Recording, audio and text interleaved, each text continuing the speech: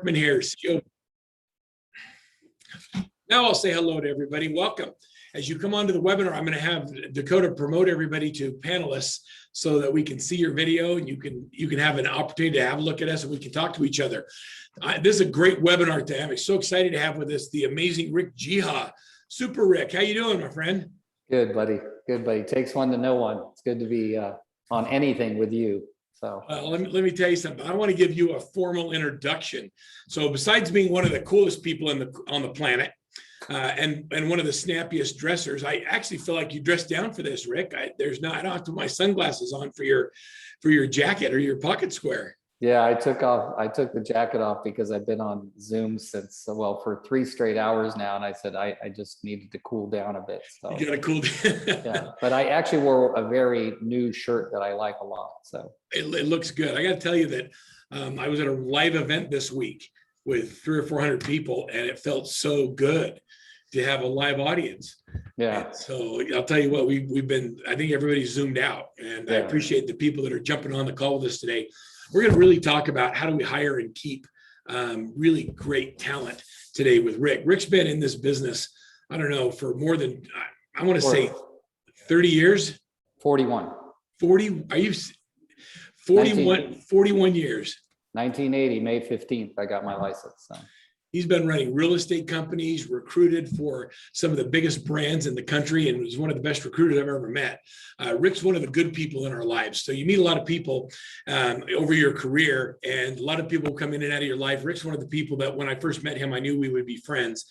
He's a master coach at Workman Success Systems, runs an incredible team, as well as an incredible organization where he spends a lot of his time selecting and attracting key people for his organization. It's growing like crazy. And I just want to congratulate you for all your success, Rick. It's been really fun to watch you as you've grown, as you've changed and developed, not only as an individual, but as a leader.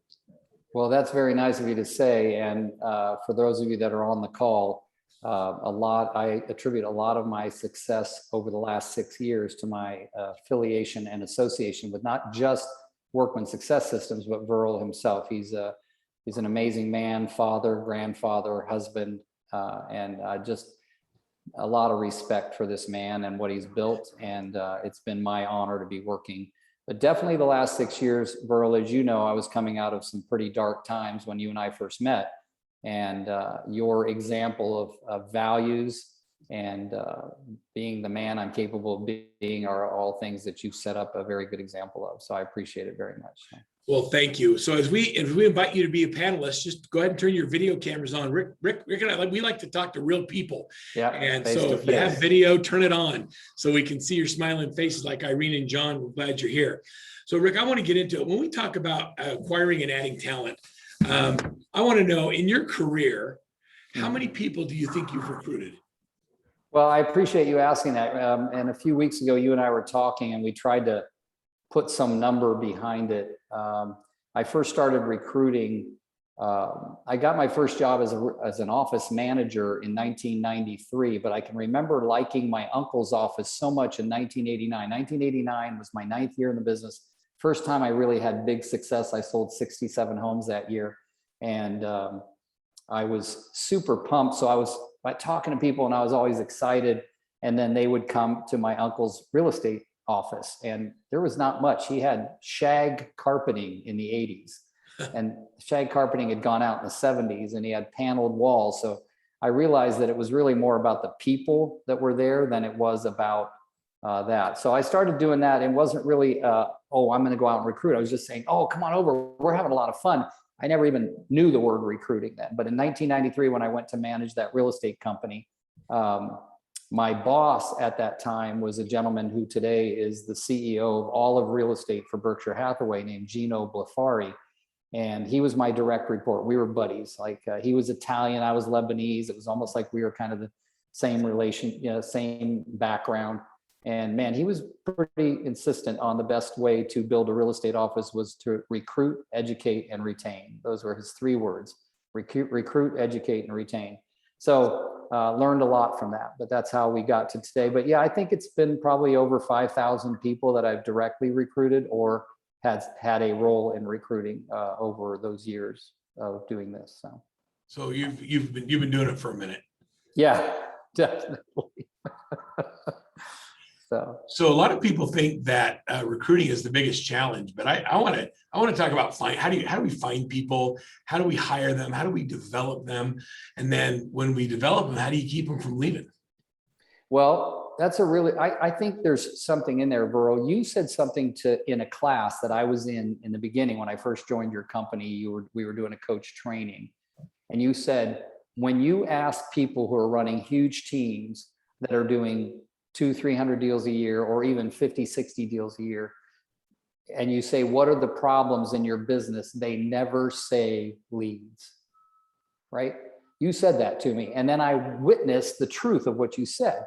Yep. Well, when you talk to an independent real estate agent, or an individual real estate agent struggling, what's the problem? I need more leads, right? It's the same thing in recruiting. There are so many people out there that when you get a great mindset about recruiting, then you start to realize there's no problem with finding talent. There's a problem with what I'm personally doing with finding talent. And there's a gentleman that you know, and I think we'll talk about him a little later, but I've been coaching him. He's a coach at the company, and his name's Chris, and he owns 3 RE/MAX franchises in Hawaii. And, all of the back and forth, please commit to 45 minutes. We said, start with 45 minutes every 2 days, not 45 minutes a day, just every 2 or 3 days, do 45. Couldn't even get him to do that. He comes to coach training and you embarrass him in front of everybody. You go, I heard you're not listening to Rick, right? Out of love. It was out of love. Oh, absolutely. And guess what he did? He went back and he said, okay, I'm just going to do 45 minutes every day, 5 days a week. And it turned his entire life around, right? So it's really a matter of us having a mindset that recruiting is going to help us get to where we want. My real estate team, the Rick Geha real estate team, is today 11 people, bigger than it's ever been. Who do I give credit to? Well, me, of course, I'm the one working my butt off, but I got to give credit to people like Verl Workman, Cleve Gaddis, Jim Knowlton, Terry Murphy, Lee Tessier. They were out there showing me that building a great team is not about supplying more leads to people, but finding out what they're looking for and matching that with what you have. Simple. Right? That's such a big deal. You said, what's the real problem? The problem is that I have a hard time attracting people. It's that I don't spend any time doing it. It's not that recruiting is the issue. It's that I'm not spending enough time actually doing it. I think identifying that problem, and I love the breaking it down to focus on just the actual activities that will make the difference. How many appointments did you set this week, or how many conversations did you have? And if you're not having them, it's not going to matter. And Verl, let me throw one thing in there. It's respect for yourself. If you know that your pot of gold at the end of the rainbow is behind you attracting and recruiting great people, it's just self-sabotage when you're not doing it, when you're not setting time, you're not prioritizing it, right? And Chris's wife was saying, you made more money when you were just selling houses. Why did you have to open these franchises? So what did he have to do? He had to say, I don't necessarily want to prove her wrong, but I don't want her unhappy either. So let me just go do what I must do to solve this situation. So the other thing you said, and I hope everybody caught this because Rick kind of glanced over it, but he said that if you're recruiting people with the purpose that you're going to give them leads, you're recruiting the wrong people. And so if the reason you're joining me is because I'm going to give you leads, then you're bringing people in that have their hand out all the time, and no matter what you give them, it's not going to be enough. Once you hire them, if they think you're going to give them all the leads, then the problem is going to be the leads aren't quality. The leads all crap. Yeah. Right. And so what we do is we hire people that are hungry, and they're trainable, and they want it, they need it, and they're smart, and we teach them how to hunt. Rick, you talk about, you talk about the difference between an A player, a B player, and a C player. How do you identify an A player? What does that mean to you when you hire A players? You just said it, and I'm going to say it in a different way. Hungry, humble, smart, and coachable. Hungry, humble, smart, and coachable. If they're not those 4 things, they have no role in. When I used to own franchises, when I used to own 9 KW franchises, they had no place in my office. Did we hire them sometimes anyway when they weren't? Yes. That's the desperation move. But I want to go back to something you just said. hiring people who think they're coming on board to get leads is a problem, but a bigger problem is you thinking that you must be able to give them leads or you won't hire them. That's where the issue is. It starts with me. And once I saw the Cleaves and the Lees all hiring people that were hungry, humble, smart, and coachable, and they knew that they weren't coming on board to get leads. They knew they were coming on board for us to have a better team because of them and for them to have a better life because of us. Like it was a win-win, not a win-lose, not a lose-win. Amazing. So yeah, hungry, humble, smart, and coachable if I want an A player. But a lot of people say, oh, so you mean a big producer? I go, wait, where did I say big producer? I didn't say big producer. I said hungry, humble, smart, and coachable. I just brought on a guy who's been in the business 30 years onto my team, and he's floundered for the last 5 years. But I know him as a person. He's hungry, humble, smart, and coachable. He just needed more daily accountability. So when he jumps on the team huddle every day, oh my God, he's such a pleasure to have on there. He's like, what do I need to do? Who should I be talking to? What can I learn? You know, like it's just fun that way. So I was talking to one of our team leaders and we were talking about their rock star administrative assistant and how they've attracted an A player. yeah, How did you get her as an A player? And they said, we didn't get her as an A player. We developed her into an A player. We hired the right people and then we developed them. Yeah. And that was kind of eye-opening to me. You know, you develop the people who are really good and you have to invest in them. You can't just hope that they can come in and know everything. Right. And we're going to talk a little bit about retention in our talk today. But I think that, you know, there's recruiting, like Gino used to say, recruit, educate, retain, right? That was Gino's old thing. And we were doing that by saying, and that was what you called turning him into A train, training them, allowing them to ask questions. But we also, as the leaders, have to remain hungry, humble, smart, and coachable. Sometimes at 41 years in real estate, I wake up and I'm like, I don't want to hear another darn thing from it. Well, that's not hungry, humble, smart, and coachable, right? So, yeah. Right. That's exactly right. Okay. So let's, what does it mean to be a ninja? What's a recruiting ninja? A recruiting ninja is like when you think about the word ninjas, what do? Number one, they practice. Okay. Number two, they're consistent in their activities. Number three, they're knowledgeable. And number four, they're enthusiastic. I want to use an example here, Verl. I'm not going to state names or company names, but I remember once early on in my career with Workman, you said, oh, these people want you to come and speak to them about recruiting. And then the person that was putting the class together who wanted me to come said, hey, we're getting torn up by this other company that's in town. And you used to be with that company, Rick. So we'd like you to tell us how to recruit against them. So when people ask me that question, I go back to something Gino told me, and I go back to my initial days where I was learning a skill set to be a recruiter. People, recruiting ninjas, know that they are not a ninja yet. They're in training. So they go back to their sensei. Well, I'm not sure that's the correct term, but something like that, and say, please let me learn to be a bigger, better version of myself. After 32 years of actually recruiting myself, 28 and a half years on purpose, the one thing I've learned is that I need to stay humble as it relates to continuously learn what takes it. Like one guy was trying to teach me recruiting through an NLP process, neuro-linguistic programming and stuff like that. And then I had another guy tell me, you're never going to NLP someone into joining you that has talent. So I have all these different people yelling and screaming things at, but a ninja is consistent. More than anything, they practice their skill set every single day. And they don't only practice in the morning, they put it in effect in the afternoon.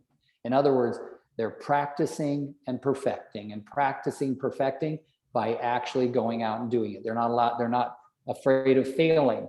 If somebody in a ninja flips them up, takes their leg out from under them, flips them up, they're taught how to quickly roll up and get back up again. It's the same thing in recruiting.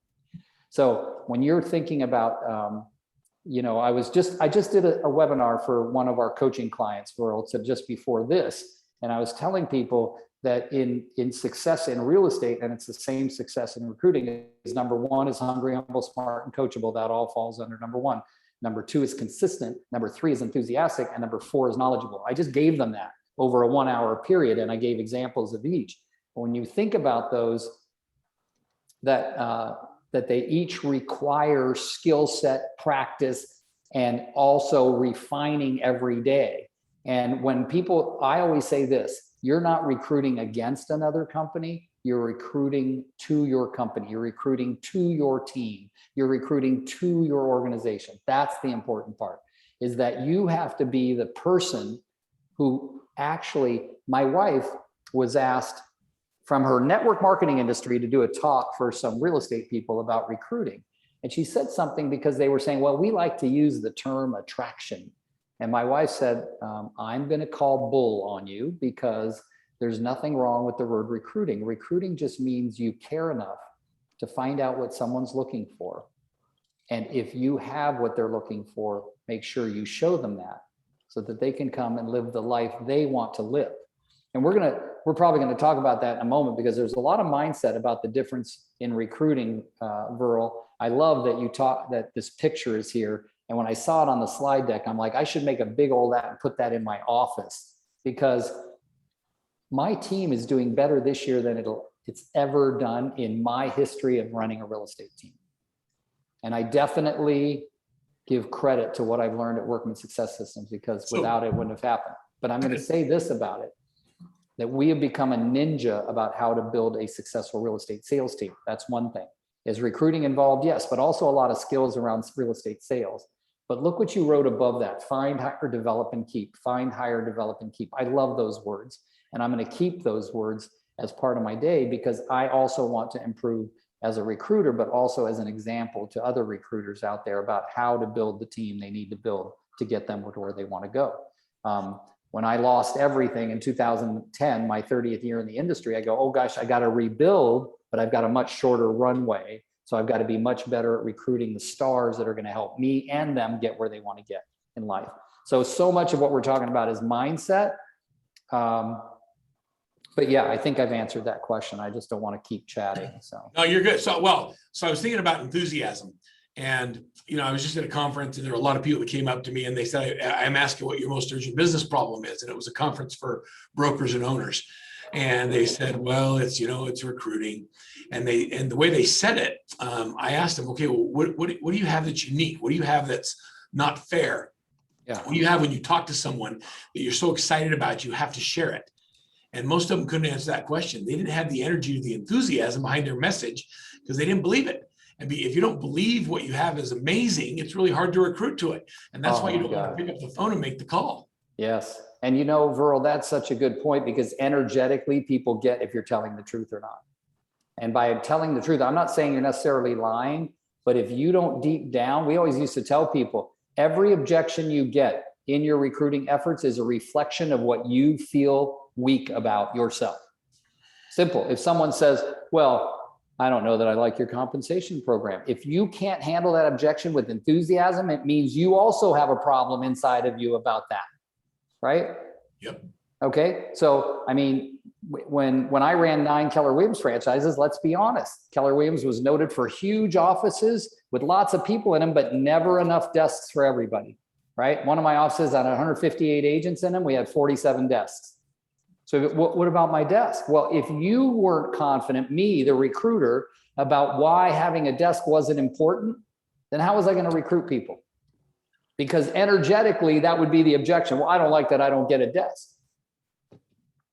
You get it? Right. Yeah. So it's a constant battle of you being so positioned and so confident and so secure in what, like you just said, if you don't believe firmly in what your value propositions are, right? You have your core values, which you want to recruit people to your core values, but then you have your list of value propositions. And those are the ones that you're saying, hey, which of these value propositions are the ones you're looking for?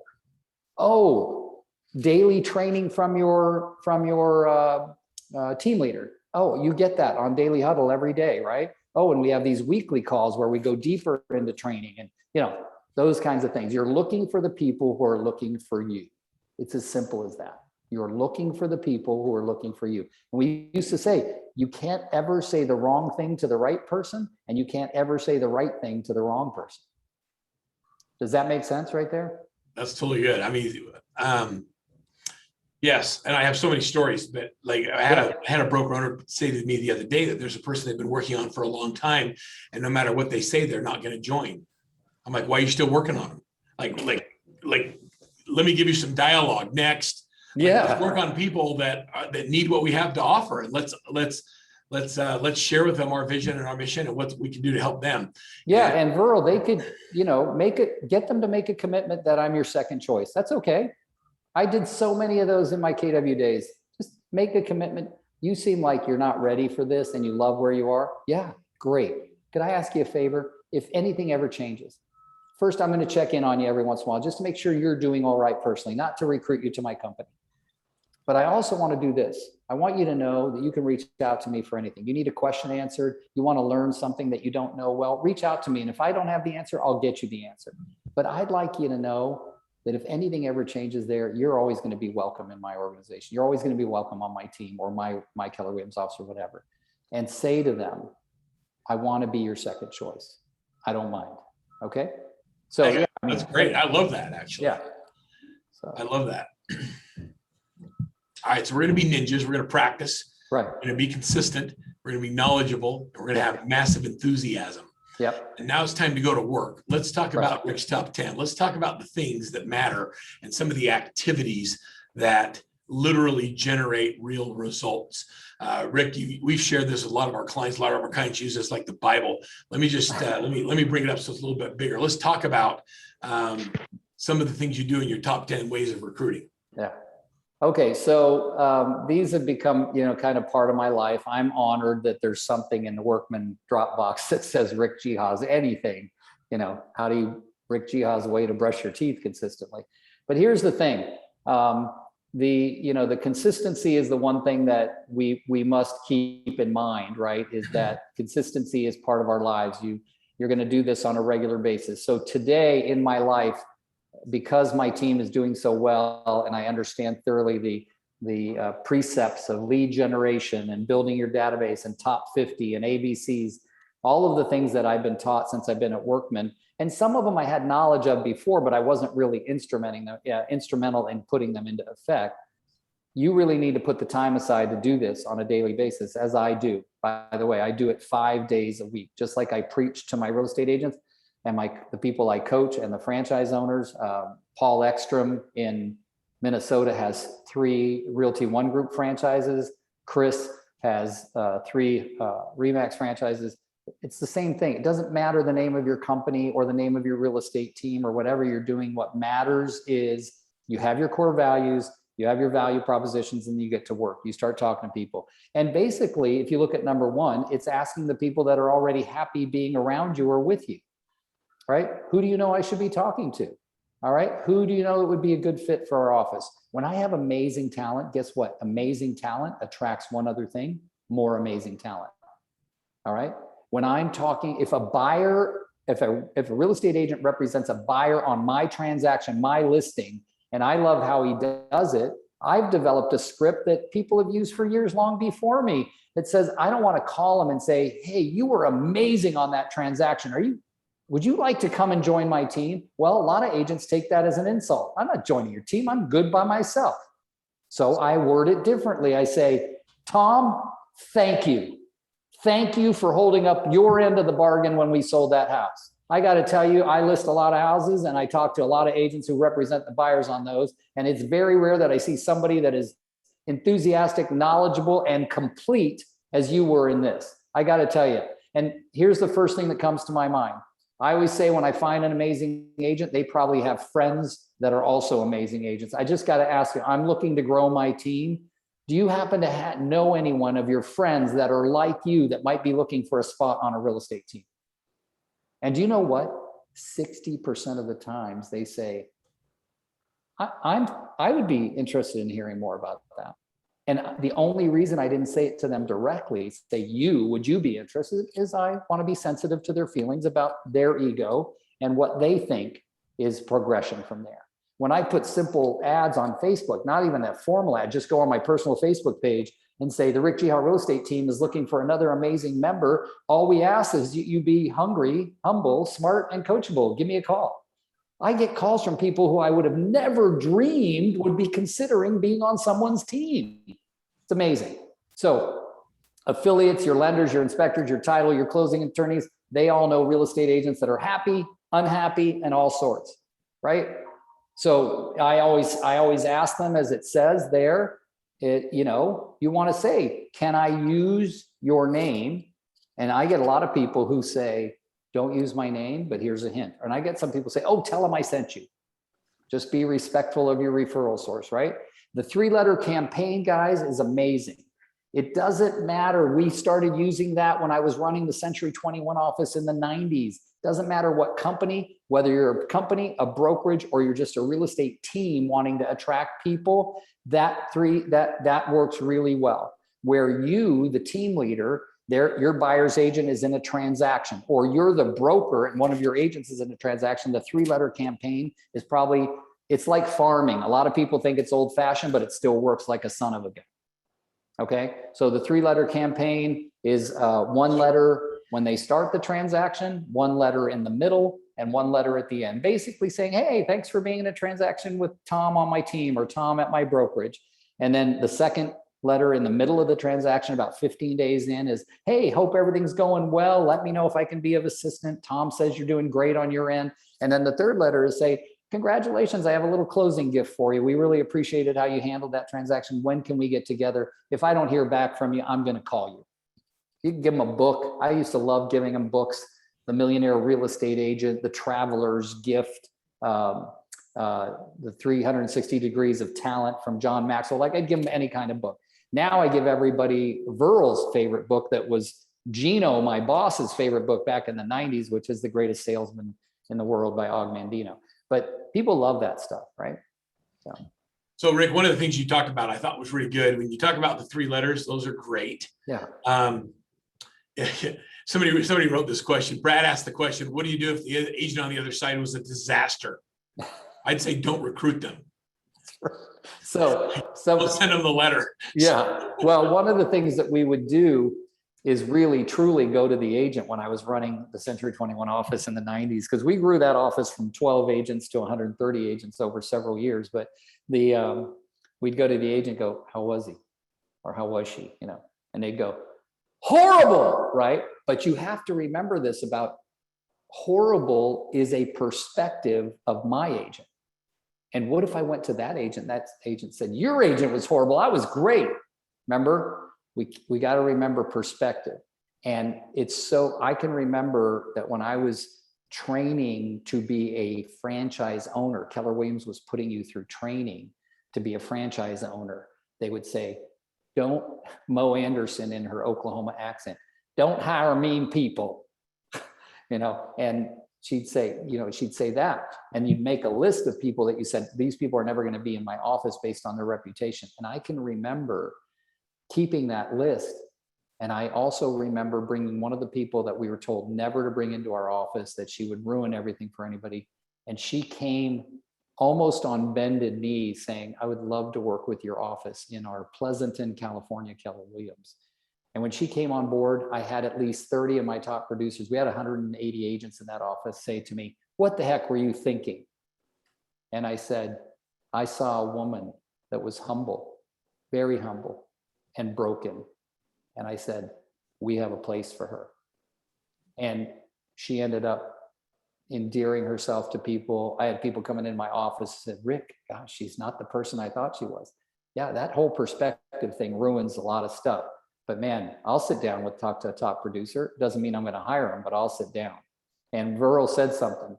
Verl, remember when we were talking about training, you said you could turn them into A players. You might have quantity, but you have to look for the quality within the quantity. All right. One man used to say all the time, don't judge me on who I get, judge me on who I keep. Right. So a couple of things that stand out with me in the last few things you talked about, one of the first things you talked about was when you reach out to someone like a lender or a partner or an agent from another transaction, you say, hey, I'm looking to grow my team. I wonder if you might know someone who would be like you that's a good fit. I look back at the people I've recruited over the years and I think about that. And some of my best people have come by asking that question because they say, I don't know of anybody, but maybe I should put my hat in the ring. And when you get that conversation, it just opens up the dialogue. So I think most of us just aren't asking the right questions. We're not talking to enough people and we're not asking any questions, let alone the right ones. I agree 100%. I agree 100%. And that is, one of the things that I learned many years ago, and I was just about to say who taught it to me, and I can't remember, but the quality of your life is consistent with the quality of the questions you learn to ask. And I don't know where I heard that first, but it's been many years. And that is the case. It's like even in my training as a real estate agent, people would say, well, honestly, Mr. and Mrs. Seller, when was the last time you had an experience with a real estate agent? Oh, when we sold our last home. Great. On a scale of 1 to 10, with 10 being you wish you still knew that realtor and 1, you hope you never see that realtor again, where do you rate your experience? Like questions like that really, truly help you to see if you can be that. And what I mean by that is if you said, okay, on a scale of 1 to 10, where do you rate the team you're currently on or the brokerage you're currently with? And I'm not looking to pick on anybody out there. And I say that to the recruit, but I just want to kind of know on a scale of 1 to 10, with 10, I'd never leave and 1, I can't wait to get out. Where do you fall? And you know how I wish more people would say that on a scale of 1 to 10, with 10 being you never leave and 1, I can't wait to get out. Right. So that's really the big thing that I'm talking about. So I don't know. Your mom been buying them. I have no idea. I know that John's going to mute that. Yeah. Okay, so Rick, so you've given us, there's 10 of these things. We're not going to go through all 10 of them, but you will have an opportunity to ask questions. So if you have questions for Rick, put them in the chat. I'm monitoring those and I'll do my best. We're also going to give you a link where you can download all 10 of Rick's top 10. But I want to talk a little bit about your vibe. Your vibe attracts your tribe. Tell me more about that. This is one of my favorite sayings, and your daughter, Brianne, and I joke a lot about this because I can remember actually doing a recruiting seminar for workmen with another company. And I said, I'm about to use this. And I put the slide up and it looked a lot like this. And I said, how many people know what this means? And most of them did not know what I meant. And I was surprised by that, but it was also an education that I can't assume people have heard the same things that I have or know the same things I have.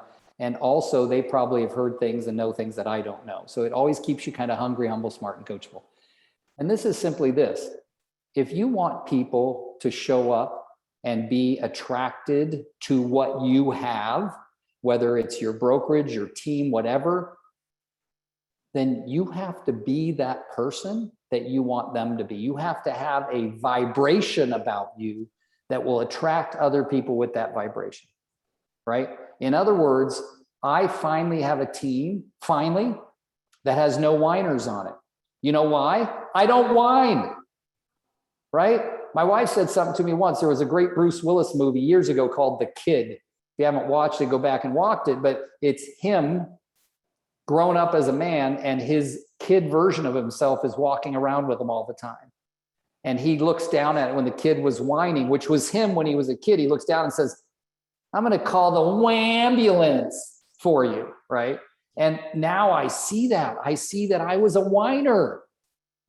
And now I'm not. Why? It's not an accident that I have the best team I've ever had and I'm selling more real estate, because my vibe attracts my tribe. You need to you set your core values. How many of you set your core values? If you haven't, you need to. But how many of you set your core values and you haven't read them again in the last 2 years? You got to go back and read them on a daily basis and say, I got to show up with these core values. This is not a joking situation. Your energy is emitted in everything you do. And there are people following you, watching you, and listening to you, even when you don't know they are, and they're picking up on your freaking energy. And if you're not willing to be energetically the person you always want around you, then you're not going to be able to attract them that well. Seriously, you can script your way all day long and people are just going to reject you all day long because energetically they get who you really are. I don't think anyone's ever said that out loud to one of my audiences, and that is that you have to be the kind of person you want to attract.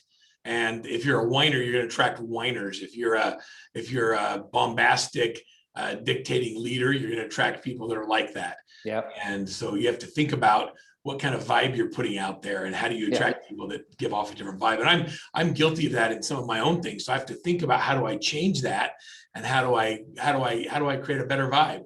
Yeah. And Verl, a lot of people, I know we're going to get to some disc slides here, but I want to say this before we get to them, and I don't want to slow us down or keep us from being on track, but a lot of people will say, well, their behavioral style is this and that. And I got to remind you that a behavioral style most often represents how people act when they're under stress or pressure. All right. That's what a behavioral style represents. How do people act when they're under stress or pressure? But what I want to remind people is behavior is a gut reaction. But if you have somebody that's hungry, humble, smart, and coachable, they can learn and are willing to learn how to be the kind of person that would create success in their lives, even if it's outside of their normal behavioral style. So that's one of the beautiful things. I'm going to be the vibe. I'm an IS. People say, oh, ISs could never lead anything. That's what they say statistically. Bull. That's what I say. I'm going to be freaking successful in everything I do in spite of my behavioral style. So, all right.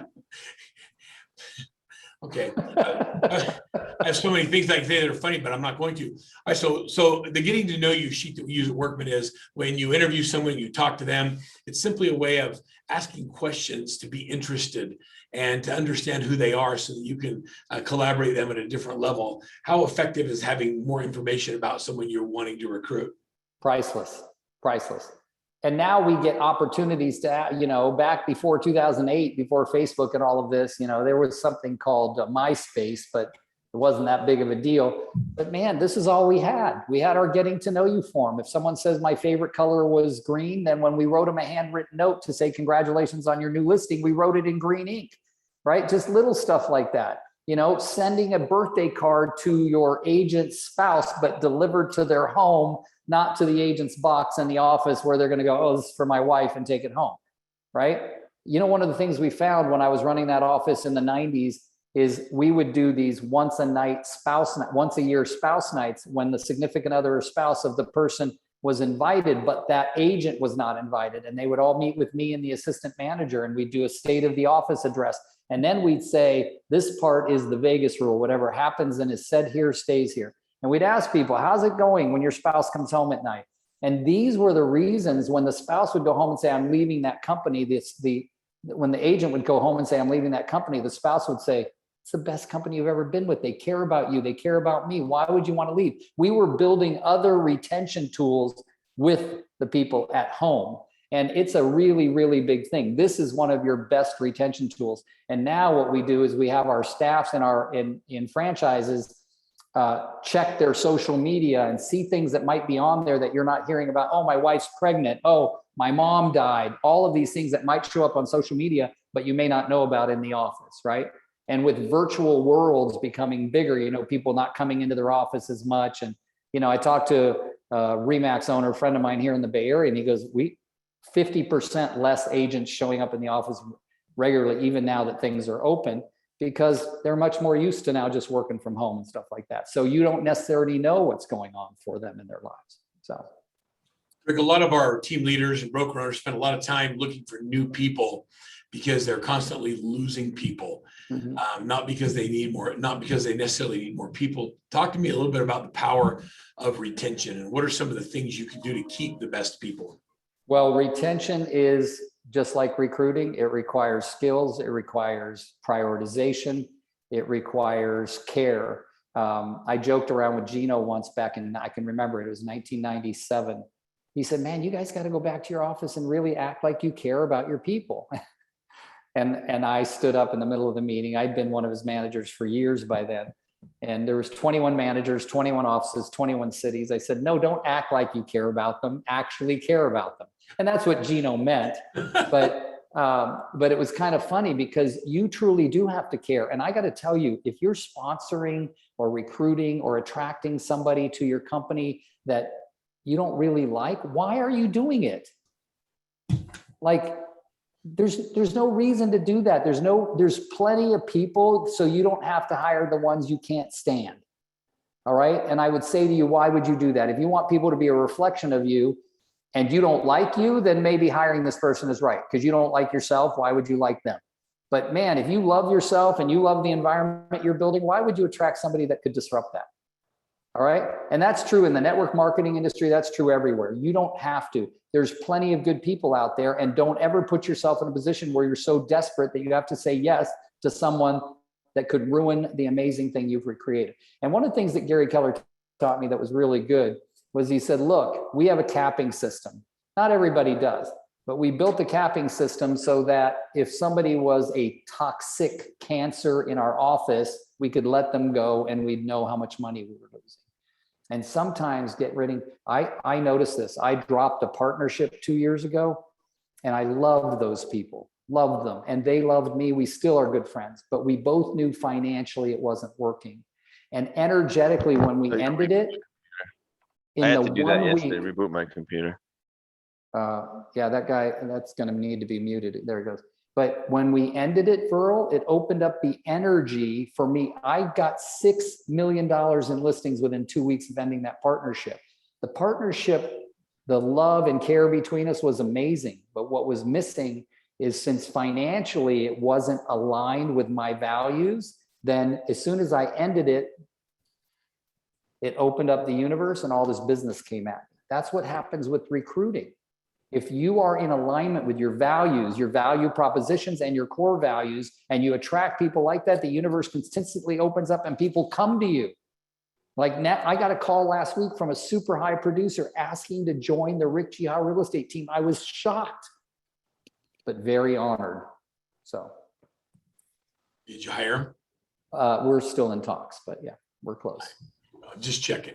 Yeah. All right, so let's talk a little bit about DISC. You talk about behavioral style. A lot of people think DISC is personality profiles, and it's just not true. Like it's how people are going to behave. You mentioned that when they're under stress or being observed, they behave differently than when they're relaxed. Right. Tell me about that, how you use that in recruiting and retention. Well, I say that the way you act around people you know, love, and trust is different than the way you act when you're being observed. And most of the time you're being observed, it's actually a work situation or a social situation where you're around people you don't know that well. And it's important to know that, right? These are very direct. There's when we do a DISC, you have what's called your adapted style and your natural style. And your natural style is how you act around people you know, love, and trust. And your adapted is how you behave because you've learned that gets you better results when you're being watched. You can see it right here. You have your motivators and you have your DISC or your behavioral style. One of the things that you could look at right here is the top one there on the left where it says adapted style. The yellow is the I. And now this person, when they're at home, see the red, it's their D. It's lower, it's about 70, and their I is about 75, but they've adapted to become a higher D, meaning more direct, more decisive, more driven when they're at their work, and they've dropped their I way down, which they mean that sociable factor, that really outgoing kind of person. They've lessened it because they find they get better results as a result of it. So it's important that you understand that about people so you can bring out their strengths once you bring them. In other words, I use this, I like them to run the DISC before I hire them so that I know what their behavioral style is. And I also like to use it as a coaching tool, okay? Because I can see that this person in the top graph is gonna really drop their social index, and I'm going to coach them on when to purposely bring up that social index in a work situation so that it benefits them more.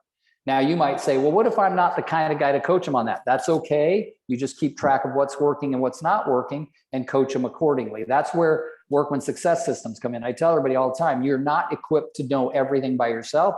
That's why even after 41 years of real estate, I'm still getting coached. Okay, there's so much I know, I don't even know I don't know. And that's what we have to remain: hungry, humble, smart, and coachable. Okay, and then the motivators tell you some things about them, like if that same person, if you look at the blue, they're very driven by economic. In other words, they're money driven. But if you look at the number, where it says regulatory, the black one, they're kind of a rule breaker. When your regulatory is that low, you're going to be a rule breaker. So I need to know that so I can keep track. Make sure you checked all those little boxes in the contract and made sure you turned your paperwork in. There's a lot that you can learn from this. And a lot of people overlook this and go, oh, that's a fad. Believe me, it's not a fad. Behavioral styles is where people are comfortable, and you never succeed beyond your wildest dreams until you get outside of what's comfortable for you. You got to know what's comfortable for them so you can help them build amazing success. That's why they're coming to you in the first place. So we could do a whole hour just on DISC and talk about all of the different things that you see here. One of the things that that you wanted to point out when we first talked about building a slide was that you notice that the one on the top is a team leader with a high DI. right. They're naturally adaptive, and then a lot of people think that you hire people for being the opposite of you, that opposites attract. And so when you hire an admin, you hire someone that's the opposite of you, but that has nothing to do with it, does it? Not at all. In fact, we see amazingly successful real estate agents that their graph looks a lot like the bottom one that we hired as an admin, and then they go, I want to hire somebody. No, you still need somebody with a lot of S and C, even if you have a lot of S and C, right?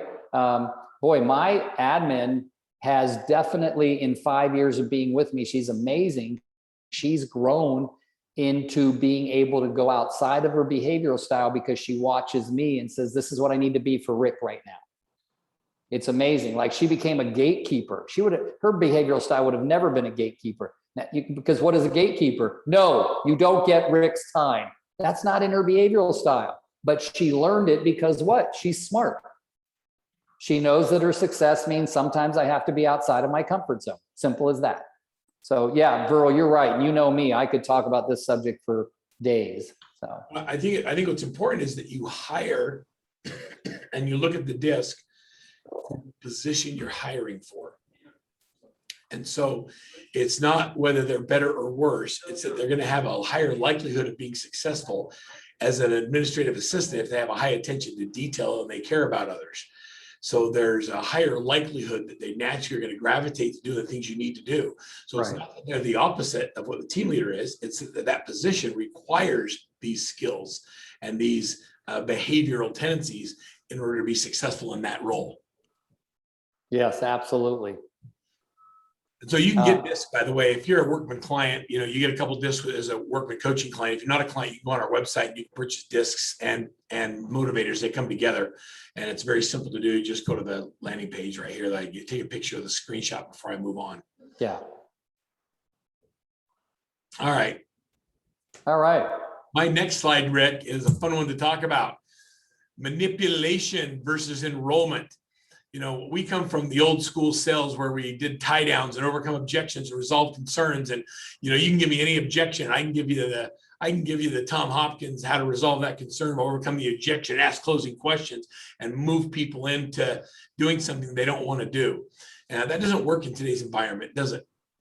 No, I think I still smile and think fondly of all those days, listening to Tommy Hopkins. And this was something I only learned about 8 years ago, maybe. No, I guess we're going on, I learned it in 2009, so 12 years ago. And this really has been life-changing for me, Burl. And this is a mindset part of both recruiting and retention. And that is the difference between manipulation and enrollment. I'm glad this is being recorded. So I hope if you're on here, you'll ask for the recording. There's about 50 of you on here. And here's what I want to remind you about this. This is life-changing, because you use it in all aspects of your life, but it certainly roots in recruiting. The definition of the word manipulation and enrollment are the exact same definition. They're off by one word. So listen to them. The definition of manipulation is getting somebody to do something you want them to do for your reasons. I'm going to say it again, right? Manipulation is getting somebody to do something you want them to do for your reasons. Now, think about it. I used to be on committees all the time for nonprofits. I'd say, please come and be on the committee with me for me. That's manipulation. And you're saying it right out loud. I don't want you to do it for you. I want you to do it for me. Come and be on my committee. Enrollment is getting people to do what you want them to do for their reasons. Okay? It kind of goes back to what I said at the beginning. You want to find out what they're looking for and decide if you have it, and then attract them to it. We're looking for people who are looking for what we have. Enrollment is finding out truly. There's a book that Virl loves also called The Platinum Rule by Dr. Tony Alessandra. Amazing book. I need you to read that. It has a lot to do with discs and behavioral styles, but it also breaks the golden rule. Not do unto others as you would like done unto you, do unto others as they would like done unto them. All right? The main thing about manipulation versus enrollment is finding out what people want and then enrolling them into that. If they say, oh, Rick, I need more support when I have troubles with sellers. I can help you with that. I do that all the time. I'm really good with sellers. Come on over, right? It's finding out what they're looking for and then enrolling them into coming with you that has everything they're looking for. Finding out what they're looking for and being the answer to it. It goes back to a saying that I learned in the 80s. You can't be the answer to your prayers until I know what you're praying for. And those are important factors. Manipulation versus enrollment. Check it out. When you're asking your kids about to do something or what they're doing, are you manipulating them or are you enrolling them? And enrollment is one of the greatest tools you can learn to make a part of your life forever. So, well, it changes every conversation. Instead of it being about why you should join me, yeah, what can I share with you that will help you the most? And if joining me is one of those solutions, then great. And if it's not, that's okay too. Yeah. I said this on a call the other day where I was coaching someone to recruit, but I was asked to do the call in place of that person. And the person that I was talking to knew it. And I said, it's pretty open that Tom is trying to get you to join his team. And you know that, and I know that, and Tom's right here listening in. What can I, as somebody who has no financial gain from any of this, supply to you by the end of this call so that when you get off, you don't feel like your time was wasted, you got something of value, and you're closer to making the final decision to join Tom or not? Did you hear that question? It was all about them. What did you need to get from this call? What can I contribute to this call? And so at the end of the call, I checked in again. I go, do you feel like you got what you were looking for when you came to this call? And the person said, I don't know that I knew what I was looking for, but when you asked me the question at the beginning, it made me realize that I needed to stop and think about what I want, not whether or not I'm pleasing Tom or my old broker. Do you get that? Look, guys, this is serious business of affecting people's lives. And you can't lie your way into getting people to come and join you and then have them find out you lied, because they'll just turn around and leave, right? Now, there is one last thing I want to say. For all of you broker owners on this, stop being mean and nasty when people leave your brokerage. Please. It was one of the greatest lessons I ever learned, and I learned it in the 90s. So when I went into owning 9, I didn't own that office I ran in the 90s. I was the manager, paid manager. But when I went into owning 9 Keller Williams franchises with 1,000 agents, we had an exit interview with everyone that left. And we told them how grateful we felt that they had chosen to spend part of their career with us. And we told them how difficult it must have been for them to make a decision to leave. And I know that they made the decision that was best for them and their family, and that we wanted to learn to be better. How could we be a better company so that one day, if you ever do come back, you'd not have a reason to leave? And they'd share with us. And then we would use those sharing to create differences. But the one thing we said is, when you leave, I want you to know the door is always open. Now, did we say that to people we couldn't wait to leave? Heck no. But when the good ones left, we made sure they knew the door was open. We didn't say, get your stuff and get out. Don't ever let me see you again. That doesn't help anything. And that energy is pervasive. End of sentence. Okay. So many great nuggets today, Rick, and a lot of great comments from people. The book by Dr. Alessandra, what was the title of that again? The Platinum Rule, written in 1996, and has had a real nice resurgence the last 10 years. So that's right. So this is an infographic that we created on, doing what's right for the individual instead of what's right for you. And as we talk through this, Rick, as new people come down the recruiting funnel, some people need more direction than others. and we recruit and put them on our teams. Other people can do their own business and they should be put in the office. And the idea of a great recruiter isn't that we make them fit into our box. That is, we look at every individual as who they are and what they need the most, and then guide them in a way that will give them the greatest return for their time away from family. And I think that if I got anything for what you're saying today, it's that it's what's in it for them, not what's in it for you. We recruit for what's in it for us, but we retain and people enroll because of what's in it for them. Exactly. And I love that you've shown this, this diagram is really helpful for that, people to understand the power of what you're capable of doing. You and I love Christy Buck and what she's built and how she's taking things to a whole new level when it comes to team building. And it's something that brokerages can learn from. We can all learn from that. And I've seen how she builds teams within teams because everybody is following these ideas under retention and under recruiting and under educating and retaining. It's just amazing. I just love watching her, what she does. So. It's so hard for leaders to realize it's okay to take a smaller piece of a bigger pie. Yep. Yeah. When they get good at the business, they attract more opportunities. And it's a great environment within your brokerage or your team that allows them to continue to grow. Yeah. And it's very hard, but if you start thinking about what's best for them, I mean, we all left at some point. We were all somewhere else at some point. Yeah. And we needed to continue to grow, so we left. And your people will feel the same way if you don't create the environment that allows them to succeed where they are. Right. If they're not growing, that means they're feeling stale and they're going to start looking. So let's kind of summarize it for me, Rick. Okay, so we understood the recruiting ninja. It's about practice and performance, and always improving your game. The four things that I said at the beginning is number one is always hungry, humble, smart, and coachable. Number two is consistency. Number three is enthusiasm. And number four is knowledge. It applies to everything in recruiting. Understand my vibe attracts my tribe. Who are you energetically? When you woke up in the morning, nobody's around you. Maybe your spouse, God is watching over you, but that's it. But energetically, you're already speaking to the world when you get up in the morning. And if you're a recruiter, darn it, step the freak up. It's time. Like, be the person you are trying to recruit, but be that way all the time, not fake, because everybody will know if you're faking it.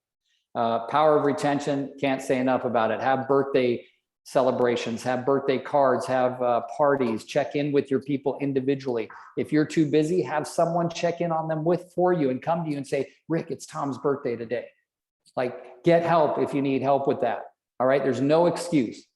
I just literally verbally screamed on an email yesterday at a guy who said, please quit including my manager on your emails. He's too busy for this. And we were just trying to get a darn answer about where a loan was in the process. And I emailed back, I said, I am so sick of hearing that you're too busy.